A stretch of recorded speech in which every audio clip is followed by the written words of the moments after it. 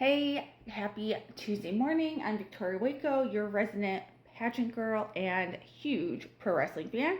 It's Tuesday morning, which means Raw was live on Netflix last night from Buffalo. I'm so bummed I did not buy tickets for that show. But we have so much to talk about in that show, so let's talk about it. They came out like fire last night.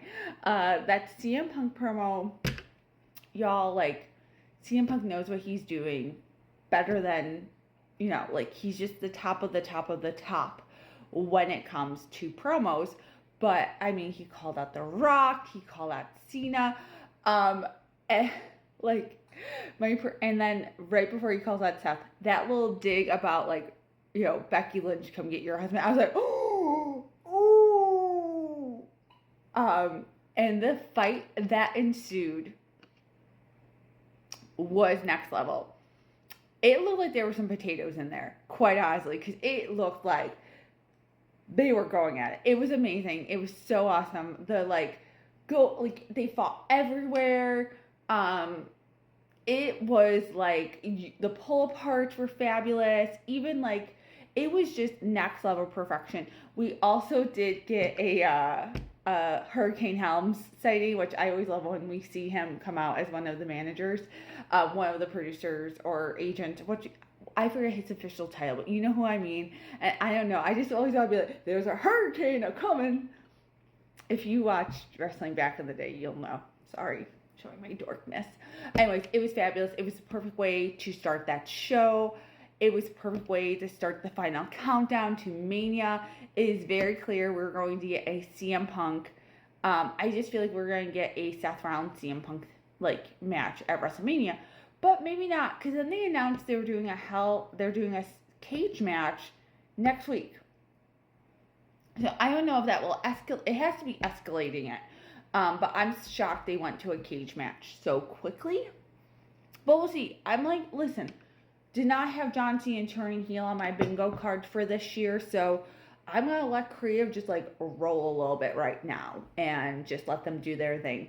The tag team match, I adore the War Raiders. Happy they retained their titles. I wish we had more promos of them telling their story, what this means to them. I just want, I've heard it from bits and pieces of the commentary, which has been great, and a couple of things they've done, but I just feel like I want more direction in the tag team division. I want to feel like I know where we're going. I know why we're getting there. These are the feuds. I just want a little bit more clarity in this and what's going on with the tag team division there. That's just a me personal thing. I complain about that all the time, so I'm just still not happy. Happy for them. Still not happy with the division. And we had A-Town Down, of course, which was, I don't know, I could do without them, but that's just a me thing. They're not my favorite tag team. I thought they were going to break up, and then it feels like I don't know what happened with those plans. They were planting seeds, and that kind of evaporated. So I feel like they're kind of lost. I feel like tag teams on Raw in general are kind of lost in this weirdness. Odie. I will say Otis is so beloved. It totally makes sense that, to really boost Gunther to the next level heel, it made total sense that he would beat up Odie. But I don't know. I love my little Otis. I'm a little sad. Also, outside that, Alpha Academy really hasn't been doing that much lately.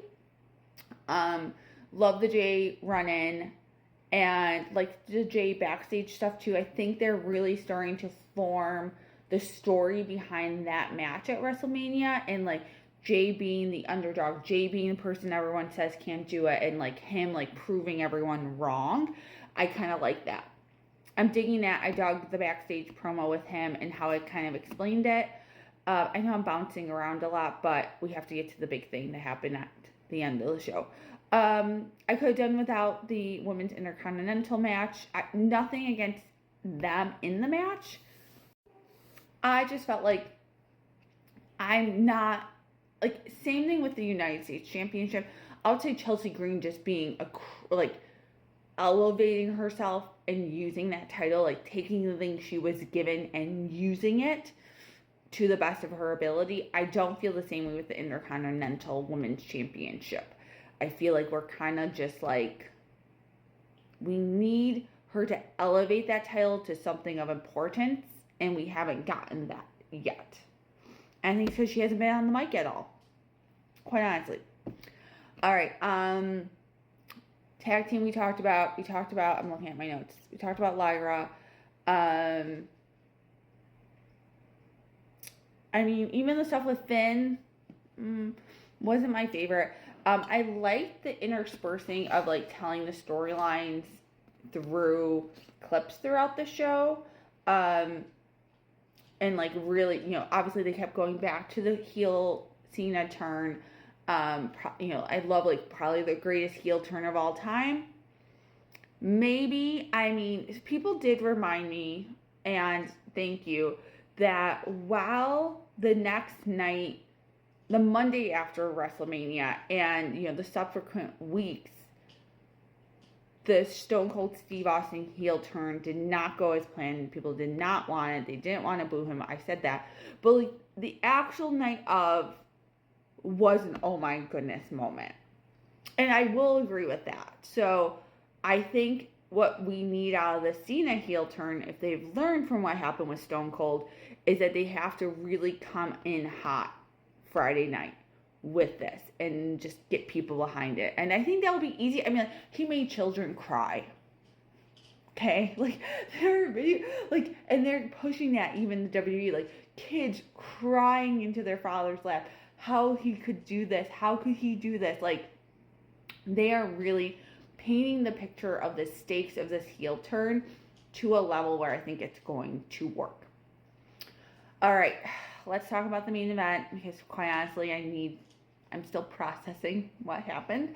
I will say, so some of you know, I'm originally from Buffalo area, and Rhea, you're in good company, because the Buffalo Bills have gotten so close yet so far every year. With that though, they were also the home of the Sabres, who had that very famous was it a goal, was it not a goal moment in the Stanley Cup back in the early 2000s. Go look it up. It was a moment. I'm a sports fan, sorry. Only Buffalo sports, though. That's my thing. I'm just a Buffalo girl at heart. But did not see that coming. One, I think it was great because, like, the thing we never thought would happen, and we're like, they're not taking the belt off of her this close to WrestleMania. They did. I was shocked. Did not. Curious where, like, the storyline is going from here. So, for all the people who kept saying they make her look unbeatable, ha ha ha, they, like, let her get beat by a woman who's half her freaking size. I love Io, but, you know, she's fast, and she's a high flyer, and that's why she can win, da-da-da-da, but, yeah. I'm just personally bummed. I'm a huge Rhea Ripley fan. I love the title on her. I'm bummed it's not on her right now. I personally, a lot of people say it's going to be a triple threat at Mania. I didn't get that vibe from her promo after. Maybe I'm just reading it wrong. I'm okay with you disagreeing with me. I'm, like, I don't know. Like, I don't think she's getting the title back before Mania. And I don't know where that leaves her as a character. Like, I feel like the promo after, she was so sad, and she's so alone, and she feels isolated, and she's lost all her friends, and she doesn't have a community, which I think, like, pockets of truth, right, within a promo is what makes it really good, because, like, I don't know who she travels with now. I don't know, like, what her backstage life is like, but with all that, bummed. But again, as sad as I am, as mad as I am, because I was so sad and hurt last night when she lost, because I wanted a Rhea Ripley WrestleMania moment. Again, I will trust creative here, and let's see where we roll with this and where we're going to go next, because can you picture WrestleMania 41 without Rhea Ripley in it? So what mattress she's getting. Tell me all the things. Let's talk about it in the comments. Talk to you.